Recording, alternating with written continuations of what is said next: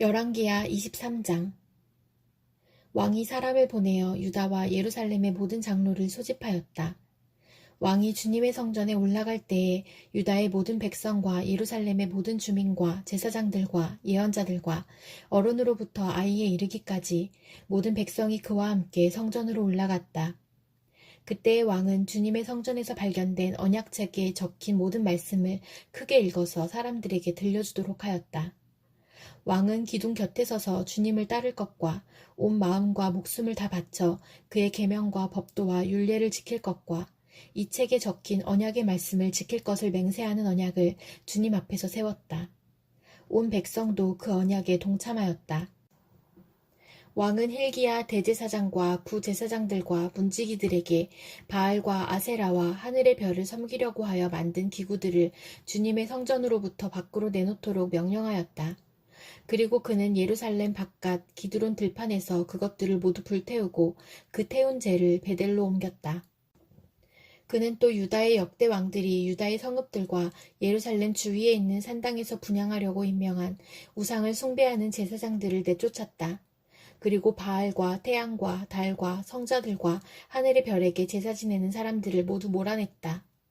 그는 아세라 목상을 주님의 성전에서 예루살렘 바깥 기드론 시내로 드러내다가 그곳에서 불태워 가루로 만들어서 그 가루를 일반 백성의 공동 묘지 위에 뿌렸다. 왕은 또 주님의 성전에 있던 남창의 집을 깨끗이 없애었다. 이 집은 여인들이 아세라 숭배에 쓰이는 천을 짜는 집이었다. 그는 유다의 모든 성읍으로부터 모든 제사장을 철수시켜 예루살렘으로 불러들였다. 그리고 게바로부터 브에세바에 이르기까지 그 제사장들이 제사하던 산당들을 모두 부정하게 하였다. 그리고 이 성읍 성주의 이름을 따서 여호수아의 문이라고 부르는 문이 있었는데 그 문의 어귀에 있는 산당들 곧 그 성문 왼쪽에 있는 산당들을 모두 헐어버렸다. 산당의 제사장들은 예루살렘에 있는 주님의 제단에 올라가지 못하게 하였으나 누룩이 들지 않은 빵은 다른 제사장들과 함께 나누어 먹게 하였다. 그는 또 흰놈의 아들 골짜기에 있는 도벳을 부정한 곳으로 만들어 어떤 사람도 거기에서 자녀들을 몰렉에게 불태워 바치는 일을 하지 못하게 하였다. 또 그는 유다의 왕들이 주님의 성전 어귀 곧 나단 멜렉 네시의 집 옆에 있는 태양신을 섬기려고 하여 만든 말의 동상을 헐어버리고 태양술에도 불태워버렸다. 또 그는 유다 왕들이 만든 아하스의 다락방 옥상에 세운 제단들과 므낫세가 주님의 성전 안팎들에 세운 제단들을 모두 제거해서 부순 뒤에 가루로 만들어 기드론 시내에 뿌렸다. 또 그는 이스라엘 왕 솔로몬이 시돈 사람들의 우상인 아스다롯과 모압 사람들의 우상인 그모스와 암몬 사람들의 혐오스러운 밀곰을 섬기려고 예루살렘 정면 멸망의 산 오른쪽에 지었던 산당들도 모두 허물었다. 그리고 석상들은 깨뜨리고 아세라 목상들은 토막토막 자르고 그곳을 죽은 사람의 뼈로 가득 채웠다. 왕은 또 느밧의 아들 여로보암이 베델에다 만든 제단 곧 이스라엘로 죄를 짓게 한 그 제단과 산당도 헐었다. 그는 산당을 불태워 가루로 만들었고 아세라 목상도 불태웠다. 요시아는 또 산 위에 무덤이 있는 것을 보고 사람을 보내어 그 무덤 속의 뼈들을 꺼내어서 제단 위에 모아놓고 불태웠다. 그렇게 하여 그 제단들을 부정하게 만들었다. 그래서 한때 하나님의 사람이 이 일을 두고 예언한 주님의 말씀대로 되었다. 요시아가 물었다. 저기 보이는 저 비석은 무엇이냐? 그 성읍의 백성이 그에게 대답하였다. 유다에서 온 어느 하나님의 사람의 무덤입니다. 그는 베델의 제단에 관하여 임금님께서 이런 일들을 하실 것이라고 미리 예언하였던 분입니다. 왕이 말하였다. 그 무덤은 그대로 두어라. 그리고 아무도 그의 유해를 만지지 못하게 하여라. 이렇게 하여 그들은 그의 뼈와 사마리아에서 온 예언자의 뼈는 그대로 두었다. 이스라엘 왕들이 사마리아 도성의 언덕마다 세워 주님의 분노를 돋우었던 모든 산당을 요시아가 이렇게 헐었다. 그는 베델에서 한 것처럼 하였다. 더욱이 그는 그곳 산당에 있는 제사장들을 모두 제단 위에서 죽이고 사람의 뼈를 함께 그 위에서 태운 뒤에 예루살렘으로 돌아갔다. 왕이 온 백성에게 명령을 내렸다. 이 언약책에 기록된 대로 주 당신들의 하나님께 감사드리는 유월절을 준비하십시오. 사사들이 이스라엘을 다스리던 시대로부터 이스라엘과 유다 왕들의 시대에 이르기까지 어느 시대에도 이와 같은 유월절을 지킨 일은 없었다. 요시야 왕 제18년에 이르러서야 비로소 예루살렘에서 주님을 기리는 유월절을 지켰다. 요시야는 대제사장 hil기야가 주님의 성전에서 발견한 책에 기록된 율법의 말씀을 지키려고 유다 땅과 예루살렘에서 신접한 자와 박수와 드라빔과 우상과 모든 혐오스러운 것들을 눈에 보이는 대로 다 없애버렸다. 이와 같이 마음을 다 기울이고 생명을 다하고 힘을 다 기울여 모세의 율법을 지키며 주님께로 돌이킨 왕은 이전에도 없었고 그 뒤로도 다시 나타나지 않았다. 그러나 주님께서는 유다에게 쏟으시려던 그 불타는 진노를 거두어 들이시지는 않으셨다. 므낫세가 주님을 너무나도 경노하시게 하였기 때문이다. 그래서 주님께서는 이렇게 말씀하셨다. 이스라엘을 내가 외면하였듯이 유다도 내가 외면할 것이요. 내가 선택한 도성 예루살렘과 나의 이름을 두겠다고 말한 그 성전조차도 내가 버리겠다. 요시야의 나머지 행적과 그가 한 모든 일은 유다 왕 역대지략에 기록되어 있다. 그가 다스리고 있던 때에 이집트의 바로 느고 왕이 아시리아 왕을 도우려고 유프라테스 강 쪽으로 올라갔다. 요시야 왕이 그를 맞아 싸우려고 무깃도로 올라갔으나 바로 느고에게 죽고 말았다. 요시야의 신하들은 죽은 왕을 병거에 실어 무깃도에서 예루살렘으로 옮겨와서 그의 무덤에 안장하였다. 그 땅의 백성이 요시야의 아들 여호아하스를 데려다가 그에게 기름을 붓고 아버지의 뒤를 잇게 하였다. 여호아하스는 왕이 되었을 때 23살이었다. 그는 예루살렘에서 3달 동안 다스렸다. 그의 어머니 하무달은 리블라 출신인 예레미야의 딸이다. 여호아하스는 조상의 악한 행위를 본받아 주님께서 보시기에 악한 일을 하였다. 이집트의 바로 느고 왕이 그를 하마 땅에 있는 리블라에서 사로잡아 예루살렘에서 다스리지 못하게 하고 유다가 이집트의 은 100달란트와 금 1달란트를 조공으로 바치게 하였다. 또 바로 느고 왕은 요시야를 대신하여 요시야의 아들 엘리야김을 왕으로 삼고 그의 이름을 여호야김으로 바꾸게 하였다. 여호아하스는 이집트로 끌려가 그곳에서 죽었다. 여호야김은 바로의 요구대로 그에게 은과 금을 주었다. 그는 바로의 명령대로 은을 주려고 백성에게 세금을 부과하였고 백성들은 각자의 재산 정도에 따라 배정된 액수대로 바로 느고에게 줄 은과 금을 내놓아야 하였다. 여호야김은 왕이 되었을 때 25살이었다. 예루살렘에서 11해 동안 다스렸다. 그의 어머니 스비다는 루마 출신 부다야의 딸이다. 그는 조상의 악한 행위를 본받아 주님께서 보시기에 악한 일을 하였다. 히브리서 5장. 각 대제사장은 사람들 가운데서 뽑혀서 하나님과 관계되는 일에 임명받습니다. 그리하여 그는 사람들을 위하여 예물과 속죄의 희생 제사를 드립니다. 그는 자기도 연약함에 휘말려 있으므로 그릇된 길을 가는 무지한 사람들을 너그러이 대할 수 있습니다. 그는 백성을 위해서 속죄의 제사를 드려야 하는 것과 마찬가지로 그 연약함 때문에 자기 자신을 위해서도 드려야 하는 것입니다.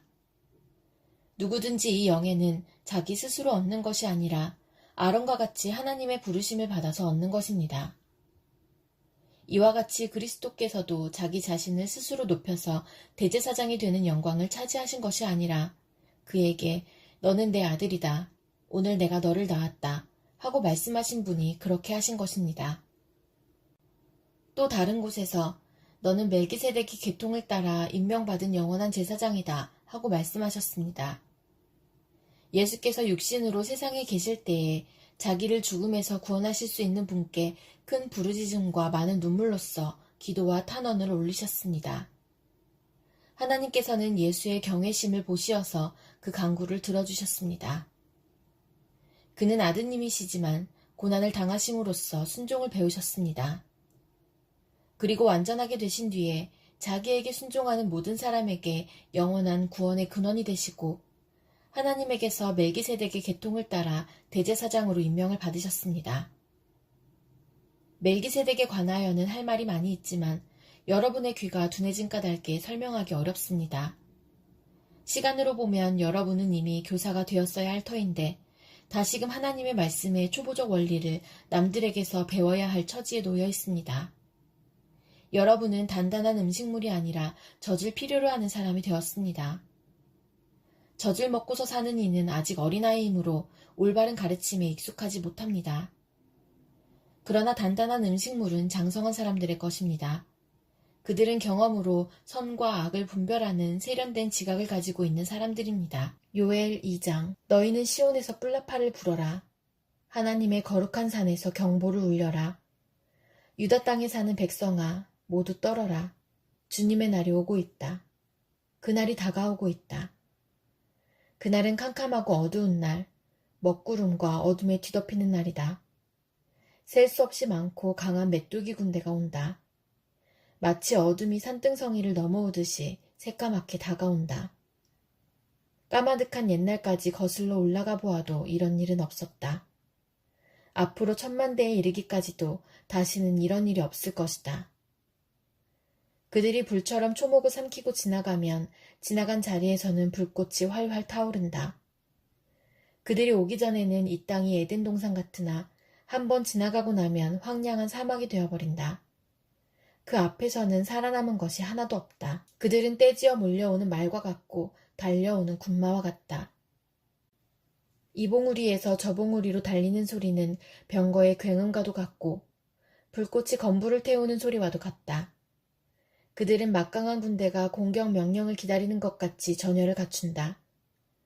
그들이 접근하면 모두들 자지러지고 모두들 얼굴빛이 하얗게 질린다. 그들은 용사처럼 공격하고 군인처럼 성벽을 기어오른다. 제각기 줄을 맞추어 똑바로 전진하고 아무도 진로를 벗어나지 않는다. 서로 밀치지도 않고 제각기 줄을 맞추어 진군한다. 빗발치듯 쏟아지는 투창을 뚫고 전진한다. 그들의 행렬은 끊어지지 않는다. 드디어 성 안으로 들어간다. 성벽을 뛰어넘고 건물을 기어오르고 도둑처럼 창문을 넘어 집 안으로 쳐들어간다. 전진할 때에는 땅이 진동하고 온 하늘이 흔들린다. 해와 달이 어두워지고 별들이 빛을 잃는다. 주님께서 큰 음성으로 당신의 군대를 지휘하신다. 병력은 헤아릴 수 없이 많고 명령을 따르는 군대는 막강하다. 주님의 날은 놀라운 날, 가장 무서운 날이다. 누가 감히 그 날을 견디어낼까? 지금이라도 너희는 진심으로 회개하여라. 나 주가 말한다. 금식하고 통곡하고 슬퍼하면서 나에게로 돌아오너라. 옷을 찢지 말고 마음을 찢어라. 주 너희의 하나님께로 돌아오너라. 주님께서는 은혜롭고 자비로우시며 오래 참으시며 한결같은 사랑을 늘 베푸시고 불쌍히 여기는 마음이 많으셔서 뜻을 돌이켜 재앙을 거두기도 하신다. 행여 주님께서 마음과 뜻을 돌이키시고 오히려 복까지 베푸셔서 너희가 주 하나님께 곡식제물과 부어드리는 제물을 바칠 수 있게까지 하시는지 누가 아느냐. 너희는 시온에서 뿔나팔을 불어라. 거룩한 금식을 선포하고 성회를 열어라. 백성을 한데 모으고 회중을 거룩하게 구별하여라. 장로들을 불러 모으고 어린아이와 젖먹이들도 불러 모아라. 신랑도 신방에서 나오게 하고 신부도 침실에서 나오게 하여라. 주님을 섬기는 제사장들은 성전 현관과 번제단 사이에서 울면서 호소하여라. 주님, 주님의 백성을 불쌍히 여겨주십시오. 주님의 소유인 이 백성이 이방인들에게 통치받는 수모를 당하지 않게 하여 주십시오. 세계 만민이 그들의 하나님이 어디에 있느냐 하면서 조롱하지 못하게 하여 주십시오. 그때에 주님께서 땅이 당한 일로 마음 아파하시고 당신의 백성을 불쌍히 여기셨다. 주님께서 백성에게 대답하셨다. 내가 너희에게 곡식과 포도주와 올리브 기름을 주어서 아쉬움이 없도록 하겠다. 다시는 다른 나라가 너희를 조롱거리로 만들지 못하게 하겠다. 북쪽에서 온 메뚜기 군대를 멀리 쫓아버리겠다. 메마르고 황량한 땅으로 몰아내겠다. 전위 부대는 사해에 몰아넣고 후위 부대는 지중해에 몰아넣겠다. 시체 썩는 냄새, 그 악취가 코를 찌를 것이다. 주님께서 큰 일을 하셨다. 땅아, 두려워하지 말아라. 기뻐하고 즐거워하여라. 주님께서 큰 일을 하셨다. 들짐승들아, 두려워하지 말아라. 이제 광야의 풀이 무성할 것이다. 나무마다 열매를 맺고 무화과 나무와 포도나무도 저마다 열매를 맺을 것이다. 시온에 사는 사람들아, 주 너희의 하나님과 더불어 기뻐하고 즐거워하여라. 주님께서 너희를 변호하여 가을비를 내리셨다. 비를 흡족하게 내려주셨으니 옛날처럼 가을비와 봄비를 내려주셨다. 이제 타작마당에는 곡식이 가득 쌓이고 포도주와 올리브 기름을 짜는 틀마다 포도주와 기름이 넘칠 것이다. 메뚜기와 누리가 썰어먹고 황충과 풀무치가 삼켜버린 그 여러 해의 손해를 내가 너희에게 보상해주겠다. 그 엄청난 메뚜기 군대를 너희에게 보내어 공격하게 한 것은 바로 나다. 이제 너희가 마음껏 먹고 배부를 것이다. 너희에게 놀라운 일을 한 주 너희의 하나님의 이름을 너희가 찬양할 것이다. 나의 백성이 다시는 수치를 당하지 않을 것이다. 이스라엘아, 이제 너희는 알게 될 것이다. 내가 너희 가운데 있다는 것과 내가 주 너희의 하나님이라는 것과 나 말고는 다른 신이 없다는 것을 깨닫게 될 것이다. 나의 백성이 다시는 수치를 당하지 않을 것이다. 그런 다음에 내가 모든 사람에게 나의 영을 부어주겠다. 너희의 아들, 딸은 예언을 하고 노인들은 꿈을 꾸고 젊은이들은 환상을 볼 것이다. 그때가 되면 종들에게까지도 남녀를 가리지 않고 나의 영을 부어주겠다. 그날에 내가 하늘과 땅에 징조를 나타내겠다. 피와 불과 연기 구름이 나타나고 해가 어두워지고 달이 핏빛같이 붉어질 것이다. 끔찍스럽고 크나큰 주의 날이 오기 전에 그런 일이 먼저 일어날 것이다. 그러나 주님의 이름을 불러 구원을 호소하는 사람은 다 구원을 받을 것이다. 시온산, 곧 예루살렘 안에는 피하여 살아남는 사람이 있을 것이라고 주님께서 부르신 사람이 살아남아 있을 것이라고 주님께서 말씀하셨다. 시편 142편. 나는 소리를 높여서 주님께 부르짖는다. 나는 소리를 높여서 주님께 애원한다. 내 억울함을 주님께 호소하고 내 고통을 주님께 아랜다. 내 영혼이 연약할 때에 주님은 내 갈 길을 아십니다. 사람들은 나를 잡으려고 내가 가는 길에 덫을 놓았습니다.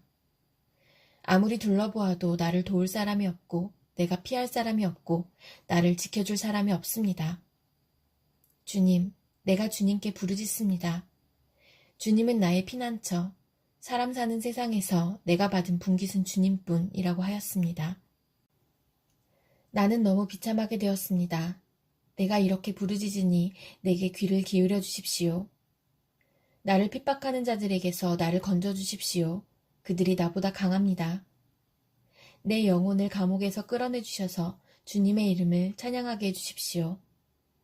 주님께서 내게 넘치는 은혜를 베푸시니 의인들이 나를 감싸줄 것입니다.